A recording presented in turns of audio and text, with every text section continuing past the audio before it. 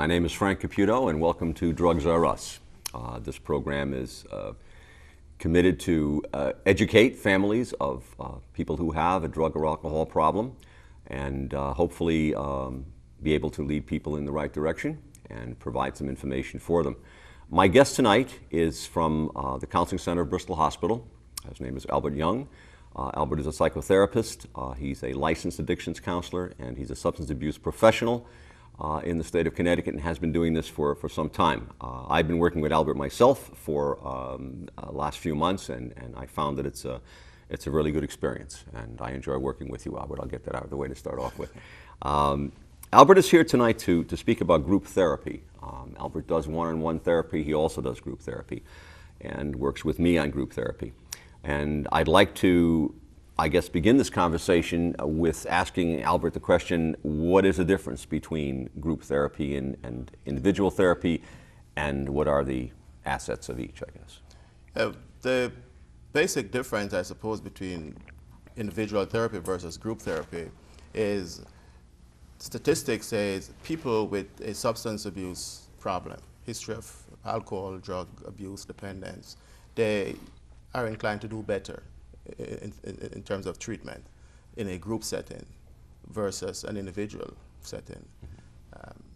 The irony, I suppose, is most people, even the people who would do better in a group therapy setting, they don't like group. They would prefer individual counseling, not realizing, of course, that group therapy is the best form of therapy or treatment that will help them with their substance abuse problem. Mm-hmm. So that's the basic difference.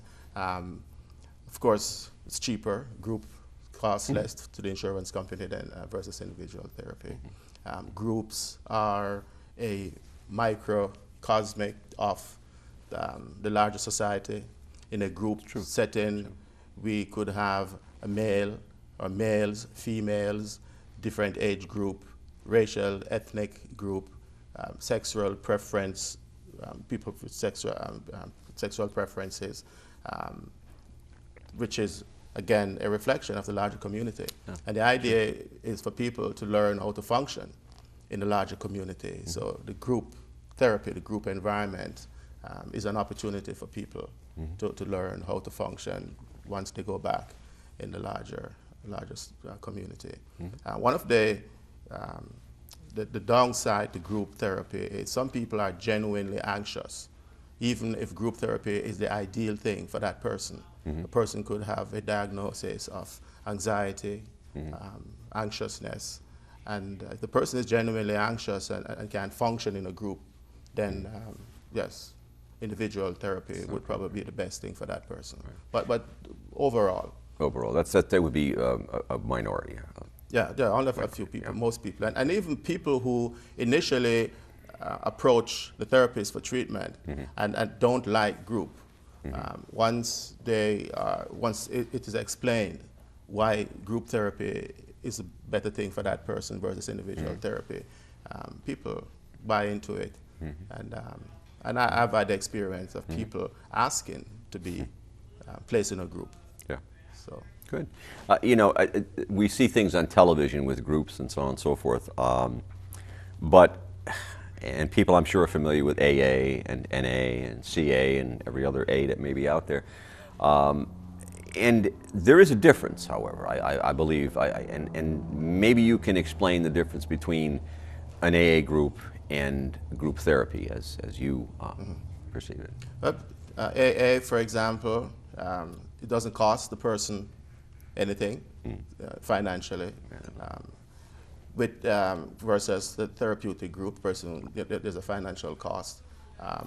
A person may not be substance free, and I don't want to say it's okay for a person to walk into an AA meeting under the influence, but should a person walks into an AA meeting under the influence, that person wouldn't be asked to leave, because the reason for attending that AA meeting is a desire to stop drinking, versus if a person should walk into a therapeutic group under the influence, that person would be asked to leave. So that's a significant difference between AA versus therapy.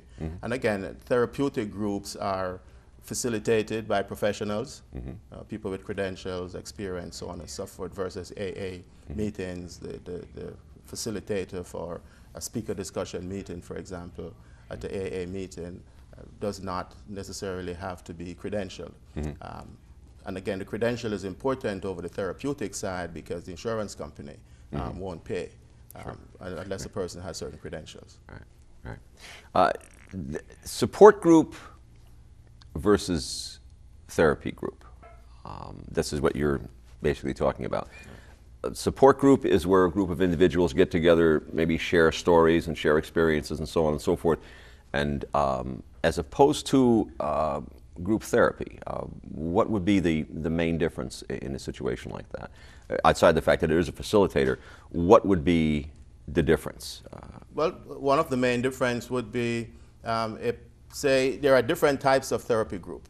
So let's say a person has a history of depression, and so the person enters a therapeutic group to talk about depression, or a person has a history of substance abuse, so there's a group to address the substance abuse.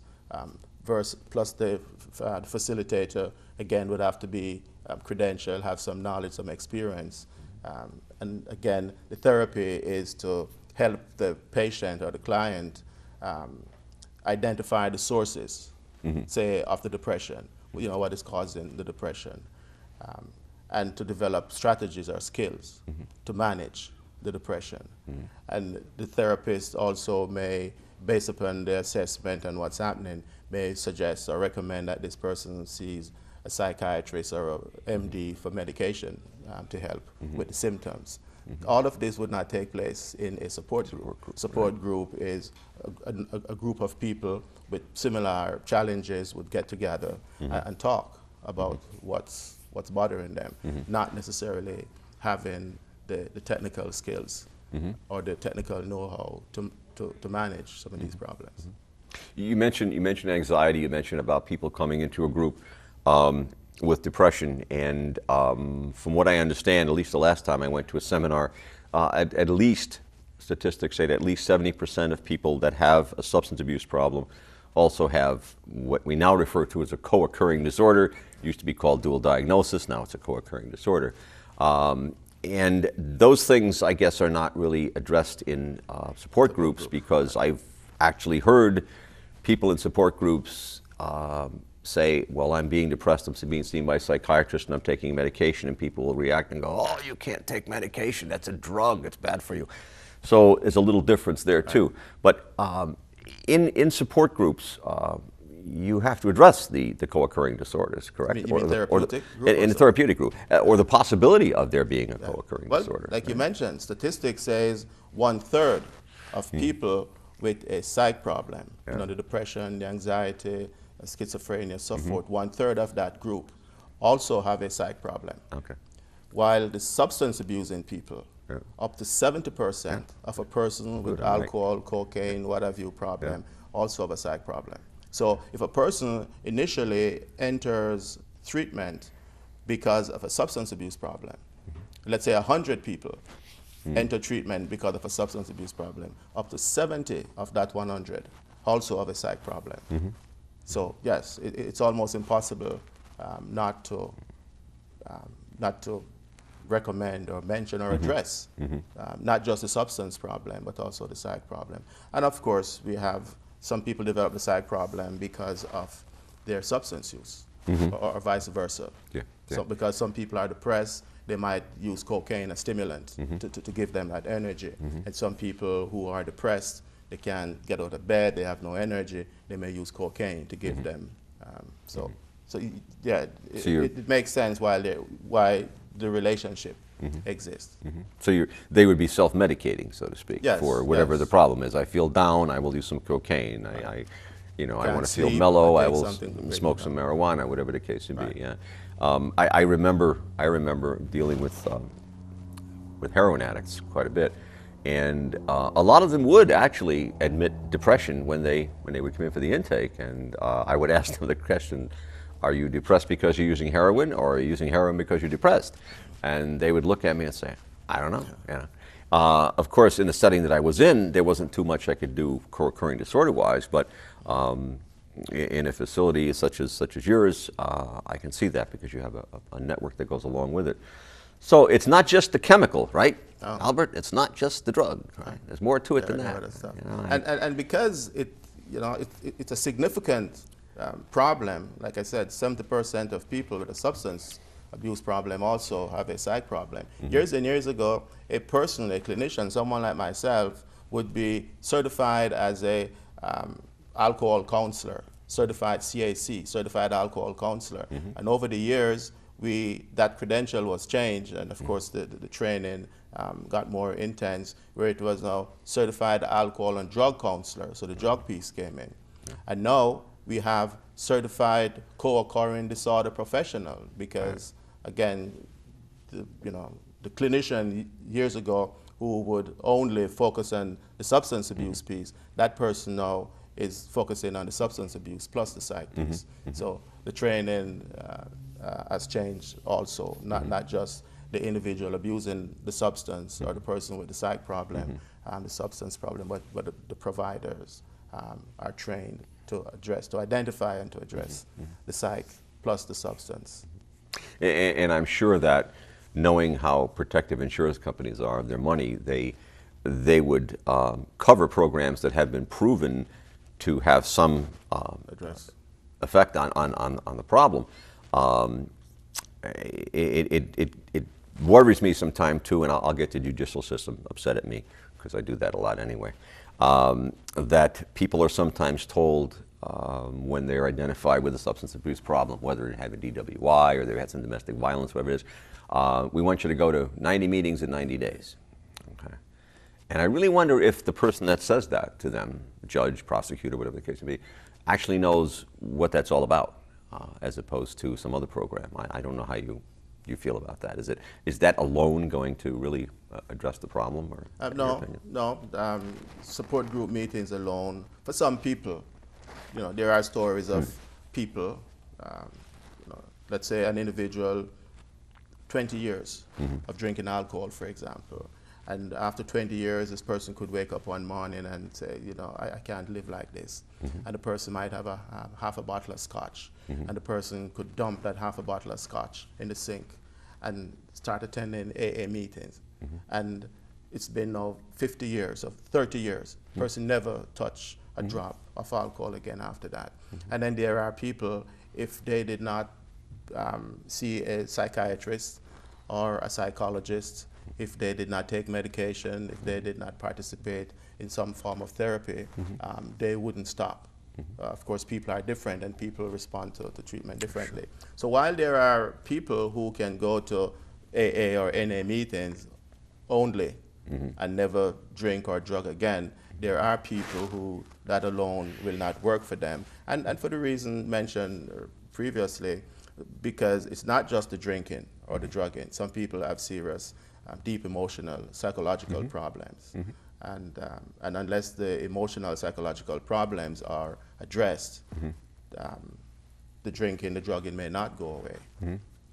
So even though the addiction itself is real, it may have started as a symptom of some other problem, disease, and then took over, so to speak. So now you have two diseases, hence the name co-occurring disorder, and you have to address them both. Unfortunately, I guess it's not easy to say, well, we'll take care of this and then we'll take care of this. And speaking of addressing them both, again, several years ago, if a person, a client presented with, say, two problems, substance abuse problem, psych problem, if the psych problem was a smaller problem and the substance abuse was a larger problem, that person, the substance abuse problem would be treated first. And once the substance abuse is under control, then the psych problem would be treated, or vice versa. If the psych problem was a larger problem, that would be addressed first, and if the substance abuse was a smaller problem, that would be addressed next. Today, we don't do that. It doesn't matter which is large or which is small. Both problems are addressed simultaneously. Again, that's the philosophy behind the co-occurring. Sure. And I would imagine also, I'm sure, that when people go into an intake or for any type of facility, everything that we really take from them, unless they've had prior treatment and been diagnosed, is basically self-report. So if they don't tell you that they're experiencing depression or anxiety or whatever the case may be, you're not going to know, you know, and sometimes you'll have to find out afterward that they're doing it, I'm sure, but I know people are reluctant to. I mean, there's a stigma is bad enough it is an addiction, but you know, mental health, oh, I may be a drunk, but I'm not crazy, you know. You know, we didn't say you were crazy. Charles Manson's crazy. You know, you have depression doesn't mean you're crazy. It means you have a problem.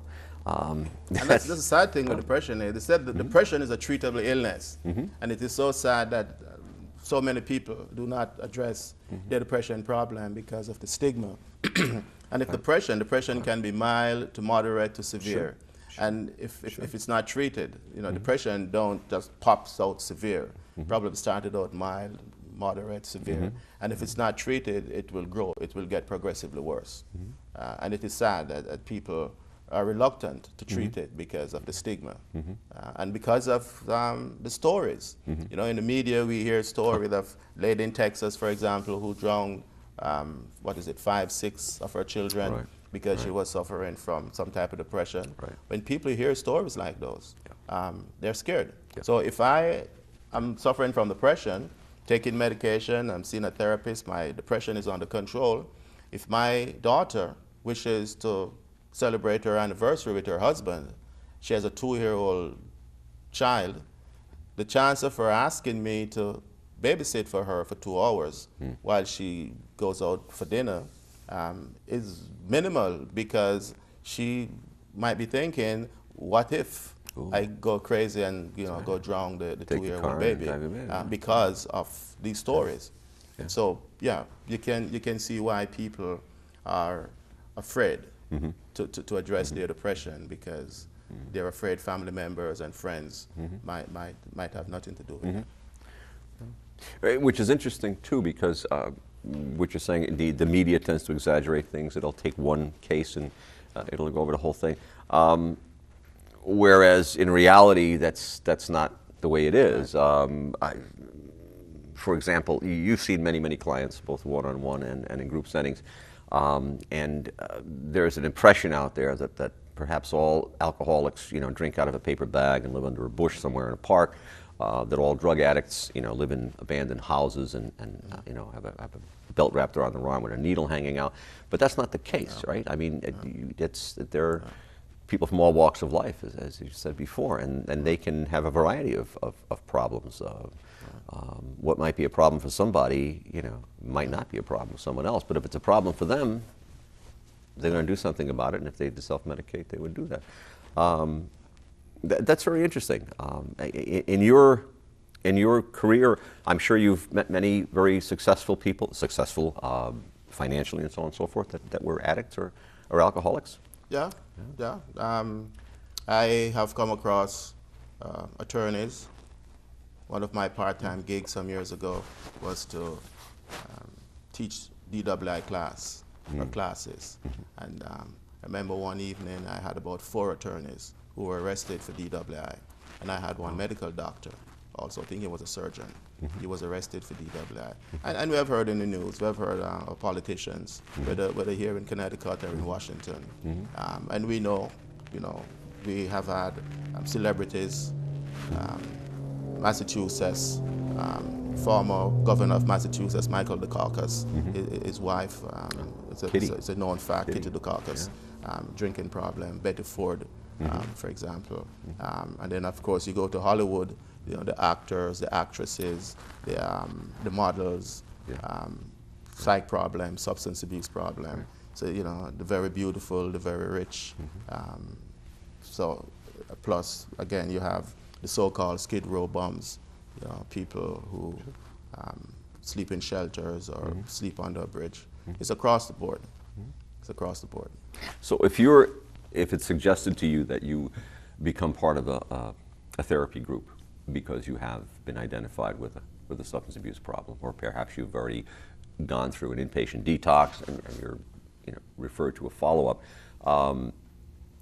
and let's say you are a professional person, okay, you're an attorney, and you don't want to get into a group like this because these people aren't like you, and you can't identify with them. What do you think about a situation like that? Well, again, if the attorney or the MD, or doesn't matter who, the truck driver, if that person is genuinely having a problem, a phobia for groups, then yes, the person should not, okay, I can't do groups, I won't do anything.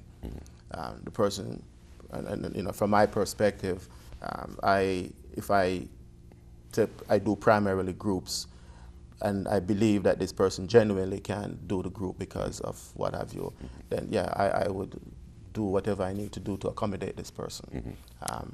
But just to say I am an attorney, I'm not like those people, I'm not doing it, that's not a good attitude. My experience over the years, more than once, I've come across people with, you know, people who are rich, wealthy people who, you know, I'm not an alcoholic, I shouldn't be here, blah, blah, blah. But because of legal pressure, that person say, okay, you know, I have to do this because of the courts. And halfway through a certain number of groups, a person, I've had at least one person who came to me and says, you know, I think I have a problem. So, and again, there's a saying, you can lead a horse to the water, but you can't make him drink, but you can make him thirsty. And once you come in my presence as a clinician, my job is to make you thirsty. And if I make you thirsty enough, then you'll ask for a drink. And so, yeah, the fact that the person says, I'm not interested in group, I won't do it, doesn't mean that, okay, that's it. I would go the extra mile, so to speak. I would make an effort to convince the person that this is the right thing, this is the best thing for you to do. Okay. And it does happen, because I'm sure that people feel that way too. I might have felt that way myself at one time in my life. You know, what do I belong with these guys for? What are they? Let me relate one story to you about, I have an orthopedic surgeon who was talking to my wife and asked, does Frank still work at that place? I was working at a methadone clinic. And, does Frank still work at that place? And she said, yeah, he likes it there, huh? Yeah. He says, well, I saw the people out front and they didn't all look like sleazeballs, you know. And well, they're not sleazeballs. They're people like you and I. And just because it's a methadone clinic doesn't mean that that person is shooting heroin intravenously every day. They could have a problem with OxyContin or whatever the case may be. However, it's just as real. Yeah. Whatever, you know, the choice of drug to them. It's interesting. To kind of wind the thing down, because we have not too much time left, I just want to ask you, there's a tendency sometimes for people to put all their eggs in one basket. You know, I'll do this and this will work for me, only this. But as you said before, you know, the support group has a place, group therapy has a place. So you advocate not just doing one thing and it's going to cure you, right? You have to look at other areas. It's like making a good soup. I mean, you could the soup analogy, yes. You know, cut a cabbage in half or shred it and put it in a pot with some water and some salt and put it over the fire. That's vegetable soup, right? But you know, for the most part, that's not what a vegetable soup really is. You're talking about maybe half a dozen different types of vegetable in a vegetable soup. But it's the same thing with therapy. Tastes better too. Right. It's not just the group or the stop drinking. Stop drinking is just one item. Stop drinking is not sobriety or absence. The person just stops from drinking or stops from sniffing or shooting up drugs. That's one piece. For a person to experience therapy, then the person needs to stop using whatever the substance is. A person would need to change places, people, places, and things, because it's impossible to keep going to a bar or a club if a person has a drinking problem and wants to stop drinking. So you need to change location. If the person has not been taking care of his or her physical health, person has had a physical in 5 years, for example, the person wishes to experience sobriety, the person needs to you know, go see a doctor, get a physical examination. The person is not sleeping properly. The person needs to determine or get some help to determine why he or she is not sleeping. The relationship is not good because of the years of drinking and so forth. You know, the wife, the kids, the husband, what have you. So all of these pieces must be addressed before the person can truly experience therapy, recovery, sobriety, so forth. So it's not just abstinence, it's lifestyle changes. to make things better, different at least, than they were before. And I know some of those lifestyle changes may be difficult to accept, but and the purpose of therapy, whether it's group or individual, it is to help the person regain control of his or her life, to help the person make decisions that he or she can live with, and to help the person to make to become useful and productive. Because some people, a person with a $700 per day cocaine habit, that's a full-time job. Person can't work a job and takes care of family and so forth. So it's a full-time job. And for some people who have lost control of their drinking or drug use, they may never be able to go back and drink responsibly. So for the rest of their lives, they'll have to be careful and don't do certain things and don't go certain places and so forth. And whatever they need at the moment, they should take advantage of. Right. In other words, if they haven't gone to an AA meeting in 6 months, but something is a trigger for them to go out and use again, it may not be a bad idea to go to an AA meeting. It may not be a bad idea to maybe go back for a little treatment, a little tune-up, so to speak, a little preventive medicine maybe. It would be good to have a sponsor also. Tell us what a sponsor is, Albert, for that. A sponsor would be that person from a support group, AA or NA, who has had X number of years, sobriety, clean time. Someone who in the middle of the night, if I have the urge to drink or what have you, I can call that person and say, look, I'm not doing well. I have the urge to jump in my car and go down to wherever and drink something. And it is a fact that if that person, the client or the person with a drinking problem, should speak with someone about his or her desire to drink at that point in time, after a few minutes of speaking to the person, the desire to drink or drug will go away. So a sponsor, and the advantage of having a sponsor is, as a therapist, once I leave my office, 4 or 5 p.m., that's it. My client has no access to me until tomorrow morning.